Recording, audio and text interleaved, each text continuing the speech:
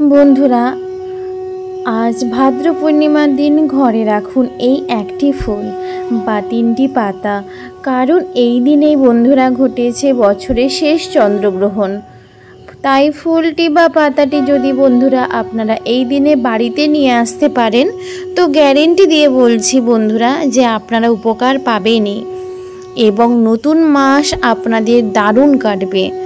তাই 2024 সালের এই ভাদ্রী পূর্ণিমা তিথি শুরু হচ্ছে আজ 17 সেপ্টেম্বর মঙ্গলবার সকাল 11:44 থেকে পরের দিন 18 সেপ্টেম্বর বুধবার দিন সকাল 8:04 পর্যন্ত। ফলে উদয় তিথি অনুসারে আগামী 18 সেপ্টেম্বর বুধবার দিনেই পূর্ণিমার মহাস্নান দান তর্পণ আপনারা সম্পন্ন করবেন, কারণ এই দিনেই থেকেই বন্ধুরা পিতৃপক্ষ শুরু হয়ে যাচ্ছে। তবে যদি আপনারা বাড়িতে প্রভু সত্যনারায়ণের পুজো বা লক্ষ্মীর পুজো বা ভগবান রাধাকৃষ্ণের পুজো অর্চনা দিতে চান, তো 17 তারিখ আপনারা সন্ধেবেলায় বা গ্রহণ শেষ হয়ে গেলেও কিন্তু আপনারা বাড়িতে দিতে পারেন, কারণ আজ বন্ধুরা বিশ্বকর্মা পুজো। ফলে দুই মিলিয়ে এই দিনে এক মহাযোগ তৈরি হয়েছে। তাই এই দিনে বন্ধুরা আপনারা কিন্তু কিছু করুক আর নাই করুক, তুলসী তলায় কিন্তু এই সামান্য জিনিসটি আপনারা অবশ্যই পুঁতে রাখুন। এতে সর্বকাজে আপনারা সফলতা প্রাপ্ত করবেন। মা লক্ষ্মী, ভগবান বিষ্ণু ও দেব বিশ্বকর্মার কৃপায় আপনাদের আয় উন্নতি বন্ধুরা অবশ্যই বাড়বে। তাই কখন থেকে শুরু হচ্ছে বছরের শেষ চন্দ্রগ্রহণ, এই দিনে কি আপনারা করবেন আর কি করবেন না, কি খাবেন না, কোন ফুল বা পাতা এই দিনে পেলে আপনারা একদমই হাতছাড়া করবেন না, জানতে হলে বন্ধুরা ভিডিওটি অবশ্যই কিন্তু পুরোটা দেখবেন। আর যদি ভালো লেগে থাকে আত্মীয় স্বজন বন্ধু বান্ধবীদের মধ্যে ভিডিওটি শেয়ার করে দেবেন। বন্ধুরা, এই দিনে বহু মানুষের ভাগ্য রাতারাতি পাল্টে যায় আর তাদের কপালে রাতারাতি খুলে যায়। তাই বন্ধুরা আপনারা কিন্তু অবশ্যই আজকে রাতে এই প্রক্রিয়াটি করে তারপরে ঘুমন।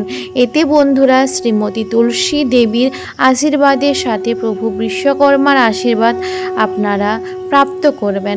তাই বন্ধুরা ভিডিওটি একটা লাইক করে কমেন্টে হর হর মহাদেব এবং জয় শ্রীকৃষ্ণ অবশ্যই লিখে দিয়ে যাবেন। আর বন্ধুরা, আমি শিউলি, আমার হ্যাপি উইথ শিউলি চ্যানেলে সবাইকে স্বাগত জানাচ্ছি। আর ঈশ্বরের আশীর্বাদে সকলে ভালো আছেন, আর আপনাদের আশীর্বাদে আমিও ভালো আছি। তো শুরু করা যাক। বিষ্ণু পুরাণ অনুসারে দেবতাদের শিল্পী হলেন প্রভু বিশ্বকর্মা। তাই তার আরাধনা ছাড়া কিন্তু কোনো কাজই আমাদের সম্পন্ন হয় না। কারণ বন্ধুরা, আপনি চোখ দিয়ে যা কিছু দেখছেন বা যা কিছু দেখবেন বা যা সব কিছুতেই একটা শিল্প লুকিয়ে রয়েছে, তা প্রাকৃতিক কার্যই হোক বা মানুষের তৈরি কোনো জিনিসই হোক না কেন। তাই ঋগ্বেদে বলা হয়েছে বন্ধুরা যে প্রভু বিশ্বকর্মা সৃষ্টি তৈরি করতে বড় ভূমিকা পালন করেছেন। তাই বন্ধুরা প্রতি বছর আজকের দিনে সারা বিশ্বব্যাপী প্রভু বিশ্বকর্মার পুজো আরাধনা করা হয়। কারণ বন্ধুরা তার পিতা হচ্ছেন অষ্টবশ মধ্যে একজন, আর তার নাম হলো প্রভাস, আর মাতা হলেন যোগসিদ্ধা। তাই বন্ধুরা প্রত্যেকের আপনাদের আজকের দিনে ভগবান বিশ্বকর্মার আশীর্বাদ অবশ্যই নেওয়া দরকার। সে আপনি পুজো করুন আর নাই বা করুন, এই মন্ত্র বন্ধুরা আপনারা আজকের দিনে রাতে অবশ্যই কিন্তু 3 বার পাঠ করবেন। এবং আজ রাতেই বন্ধুরা আপনারা কিন্তু রাতের বেলায় তুলসী তলায় এই জিনিসটি পথে দিন। দেখবেন বন্ধুরা আপনারা রাতারাতি কেমন ভাগ্যশালী হয়ে গেছেন। তাই বন্ধুরা আপনারা আজ রাতে যা করবেন তা হলো প্রভু বিশ্বকর্মাকে স্মরণ করে এই মন্ত্রটি 3 বার পাঠ করবেন। আর তা হলো ওম বিশ্বকর্মায় নমঃ, ওম বিশ্বকর্মায় নমঃ, ওম বিশ্বকর্মায় নমঃ। এরপরে বন্ধুরা আপনারা সন্ধেবেলায় তুলসী তলায় যেমন পুজো অর্চনা করবেন, যেমন অভিষেক করেন তেমনই আপনারা করবেন। এবং সাথে সাথে আপনারা একটি ঘিয়ের প্রদীপ তুলসী মঞ্চে অবশ্যই ধরাবেন। এবং সাথে সাথে আপনারা নেবেন একটি কাঁচা হলুদ। একটি 1 টাকার কয়েন এবং একটি লক্ষ্মী কড়ি।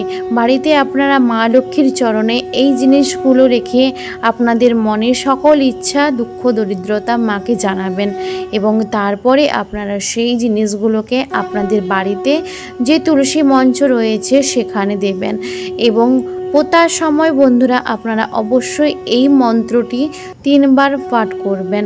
আর সেই মন্ত্রটি হলো বন্ধুরা, ওম ভগবতে বাসুদেবায় নমঃ, ওম ভগবতে বাসুদেবায় নমঃ, ওম ভগবতে বাসুদেবায় নমঃ। বন্ধুরা এইভাবে আপনারা 3 বার মন্ত্রটি পাঠ করে আপনারা তুলসী মঞ্চকে 3 বার প্রদক্ষিণ করে এই কার্যটি সমাপ্ত করুন।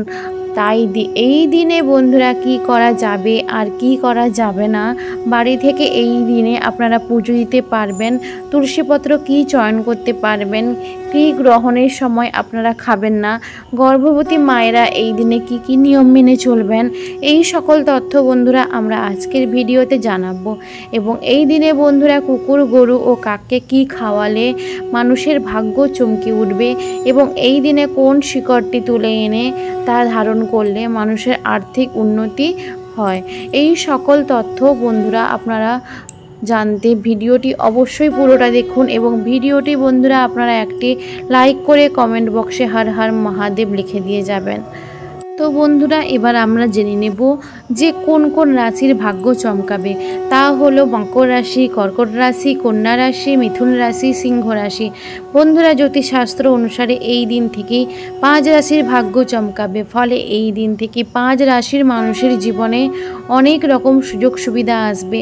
চাকরির যোগ রয়েছে, ব্যবসায় উন্নতির যোগ রয়েছে, লটারি প্রাপ্তির যোগ রয়েছে, মনের মানুষের সাথে দেখা হওয়ার যোগ রয়েছে, নাম, ধন, সম্পত্তি, অর্থ প্রাপ্তিরও যোগ রয়েছে। কিন্তু কিছু কিছু ভুলে বন্ধুরা এই দিনে আবার সকল সৌভাগ্যের নাশ করে দেয়। তাই অবশ্যই কিন্তু বন্ধুরা ভিডিওটি পুরো দেখুন এবং ভিডিওটি যদি ভালো লেগে থাকে একটি কমেন্ট বক্সে একটু কমেন্ট করে দিয়ে যাবেন। চন্দ্রগ্রহণ শুরু হচ্ছে আগামী 18ই সেপ্টেম্বর সকাল 6টা 12 থেকে সকাল 10টা বেজে 17 মিনিট পর্যন্ত। তাই বন্ধুরা এই সময়ের মধ্যে কিন্তু আপনারা এই কার্যগুলো করবেন।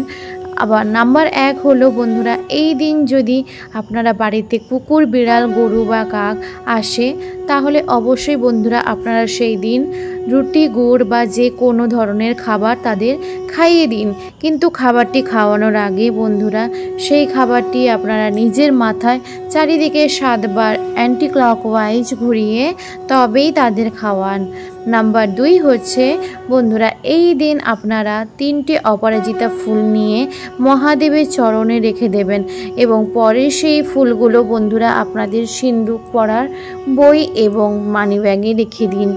যেই ফুলটি বন্ধুরা আপনারা সিন্দুকে রাখবেন তা আপনারা অবশ্যই একটি হলুদ কাপড়ের মধ্যে পেঁচিয়ে তারপরে রাখবেন। নাম্বার 3 হচ্ছে এই দিন আপনারা একটি সাদা আকন্দ ফুল গাছের শিকড় এনে মহাদেবের চরণে বা শিবলিঙ্গের পাশে রেখে দেবেন। পরের দিন আপনারা সেই শিকড়টি মহিলারা বাম হাতে এবং ছেলেরা ডান হাতে পরবেন। যদি কেউ তাবিজের মধ্যে ভরে পড়তে চান তাও তারা করতে পারেন। নম্বর 4 হলো এই দিন আপনারা গ্রহণের পর বাড়ির সদর দরজা এবং তুলসী তলায় একটি প্রদীপ ধরাবেন। এতে বন্ধুরা যদি গ্রহণের কোনো রকম নেগেটিভ ঊর্জা যদি আপনাদের বাড়িতে থাকে এতে তা নাশ হয়ে যায়। কিন্তু এই প্রদীপটি আপনারা বাড়ির উত্তর এবং পূর্ব দিকে মুখ করে রাখবেন। নাম্বার 5 হলো বন্ধুরা গ্রহণ শেষ হয়ে যাওয়ার পর আপনারা বাড়িতে একটি কর্পূর অবশ্যই ধরান। কারণ বন্ধুরা গ্রহণের সময় অনেক রকম নেগেটিভ এনার্জি আমাদের বাড়িতে আগমন হয়, যা আমাদের বাড়িতে রোগ, দুঃখ, দারিদ্রতা নিয়ে আসে। তাই যদি বন্ধুরা আপনারা এই গ্রহণের পর বাড়িতে একটি কর্পূর ধরান তো বন্ধুরা এর গন্ধ নেগেটিভ এনার্জি একদমই সহ্য করতে পারে না, যার ফলে বন্ধুরা কোনো রকম নেগেটিভ এনার্জি প্রভাব আপনাদের বাড়িতে থাকবে না। ফলে সারা বছর আপনাদের বাড়িতে সুখ শান্তি বিরাজ করবে। আবার আগে জেনে নেই গর্ভবতী মহিলারা কি কাজ করবে না। গ্রহণ চলাকালীন গর্ভবতী মহিলারা বাড়ি থেকে বেরোবেন না। গ্রহণের সময় আপনারা ঘুমাবেন না। গ্রহণ চলাকালীন আপনারা কোনো কিছু খাবেন না, এমনকি জল পানও করবেন না। কোনো রকমের সুই বা সুতোর কাজ করবেন না। ধারালো জিনিস আপনারা সেই সময় ব্যবহার করবেন না, কারণ বন্ধুরা এই সময় রক্তক্ষরণ হলে তা বাচ্চার ক্ষতি করে। তাই বন্ধুরা আপনি এবং আপনার সন্তানের খুশির জন্য এই সময় আপনারা মহামৃত্যুঞ্জয় মন্ত্র বা হরে কৃষ্ণ মন্ত্র পাঠ করবেন এবং আপনারা কমেন্ট বক্সে একবার বলুন হরে কৃষ্ণ।